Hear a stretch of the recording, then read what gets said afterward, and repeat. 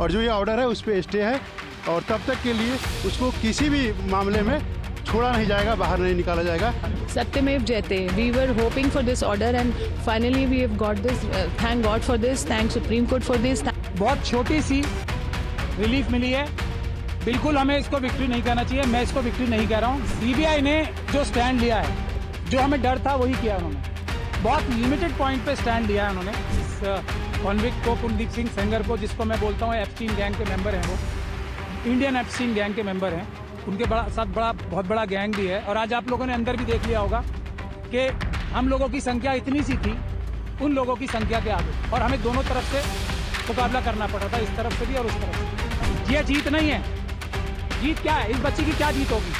इस बच्ची को दर की ठोकरें खानी पड़ रही है। इतने छोटे छोटे 2 बच्चे हैं उसको कल मार दिया जाएगा, परसों कोई सिक्योरिटी नहीं है। देखिए किसी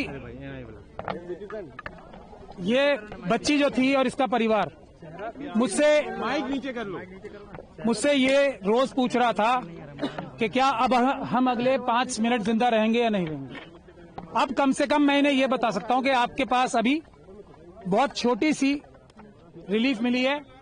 बिल्कुल हमें इसको विक्ट्री नहीं कहना चाहिए, मैं इसको विक्ट्री नहीं कह रहा हूं। ये विक्ट्री नहीं है, ये एक छोटा सा सांस लेने का मौका विक्टिम और उसको परिवार को मिला है। इसके अलावा इस फैसले को मैं कुछ भी नहीं देख सकता, क्योंकि जो सीबीआई ने जो स्टैंड लिया है, जो हमें डर था वही किया उन्होंने।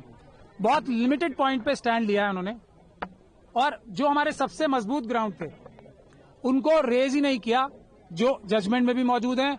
और अगर सीबीआई के पास तो हमारी रिटर्न सबमिशन भी मौजूद थी ना, जो हमने हाईकोर्ट में फाइल की थी, ना उन्होंने हमसे कंसल्ट किया ताकि हम उनकी पिटीशन बेहतर बनाने की कोशिश करते, ना उन्होंने हमें पार्टी बनाया, और कोशिश ये की कि हमें लास्ट मोमेंट तक उनकी जो एसएलपी फाइल है वो भी ना मिले।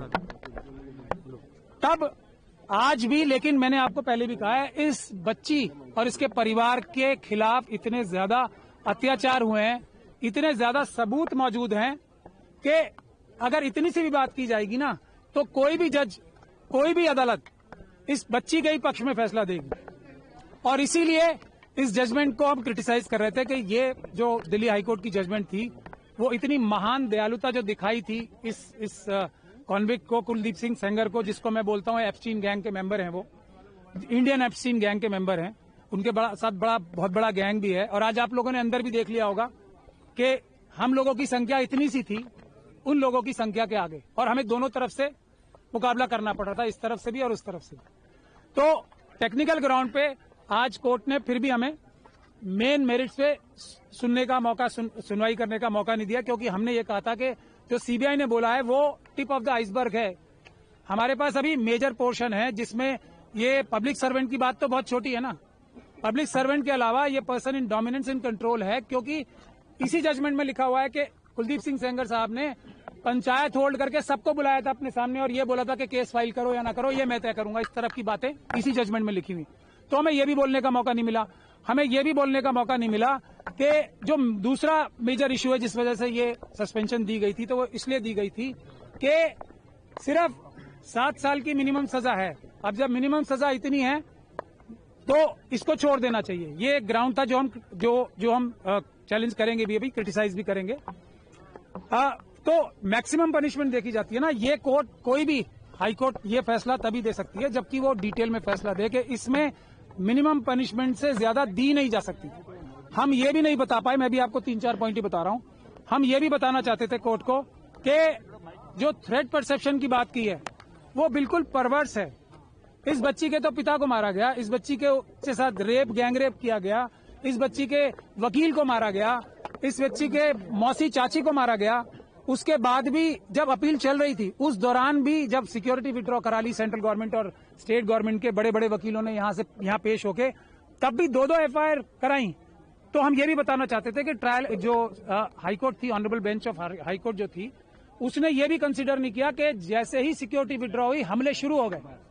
तो हम ये भी बताना चाहते थे कि थ्रेट परसेप्शन ऐसी नहीं होती कि अंदाजा लगा के ये कह दिया जाए कि फ्यूचर में अटैक नहीं होगा, इसके ऊपर कोई हमला नहीं होगा, क्योंकि सीआरपीएफ है इसलिए इसको कोई खतरा नहीं है। माँ को तो खतरा है। फैसले को कैसे देखते हैं आप?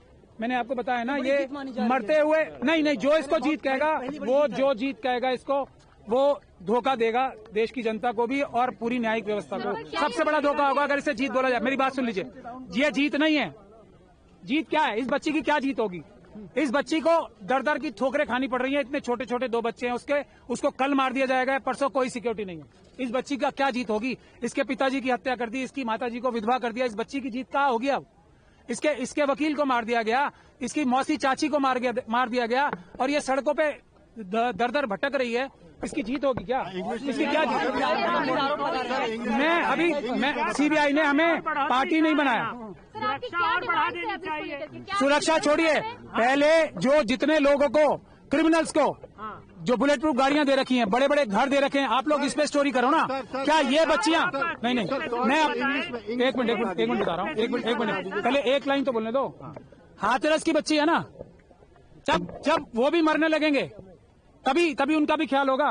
उसका परिवार का कोई ख्याल नहीं हो रहा ना। ये हमारी, बस लास्ट टाइम बोलिए, ये हमारी सिस्टम का फेलियर है, हमारी सोसाइटी का फेलियर है कि हम 2 दिन 4 दिन तो किसी इशू के बारे में एक्टिव रहते हैं, उसके बाद निरंतरता नहीं होती। यही जो गीत है ना एप्स्टीन गैंग के, ये इस बात को जानते हैं कि 5-6 दिन, 1 महीने से ज्यादा देश की जनता भूल जाएगी क्योंकि अपनी परेशानियों में मुब्तला हो जाती है।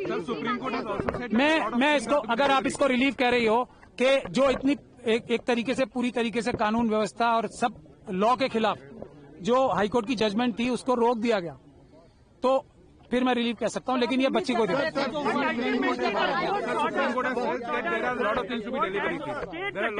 नो, मैं एक चीज जो इन्होंने पूछा, मैं देवेंद्र भाई का धन्यवाद कर, आपने एक मिनट मैं इनकी बात का जवाब दे दूं। बहुत अच्छा सवाल पूछा आपने। हम उम्मीद ये कर रहे थे कि एक सुओ मोटो जो सुप्रीम कोर्ट ने संज्ञान ले रखा था सभी बच्चियों के बारे में, जो छोटी बच्चियां हैं उनके रेप और मर्डर्स के बारे में, उसको रिवाइव हम कम से कम करा देते, लेकिन हमारी सुनवाई नहीं हुई। हम कम से कम वो तो चाहते थे ना कि जो एक बड़ा केस चल रहा है पूरे देश की बच्चियों के लिए, कम से कम वो रिवाइव हो जाता, क्योंकि वो पुरानी बेंच ने अभी रिसेंटली बंद ही कर दिया। मतलब देश की सारी बच्चियां खतरे में थी, ये सुप्रीम कोर्ट ने माना। अब वो रिवाइव करने के लिए हमें दोबारा एप्लीकेशन लगानी पड़ेगी। ये इन बच्चियों की, इनके परिवारों की सबसे बड़ी प्रॉब्लम होती है। Window that supreme court has said several more aspects to be deliberated and you have also been granted an opportunity to file an application. No, for that I am eternally grateful. I'm not saying that, but please understand the victim's plight. She asks me question. So what do I do? How do I tell her that I have not been, CBI has ensured that I don't get an opportunity to argue this case.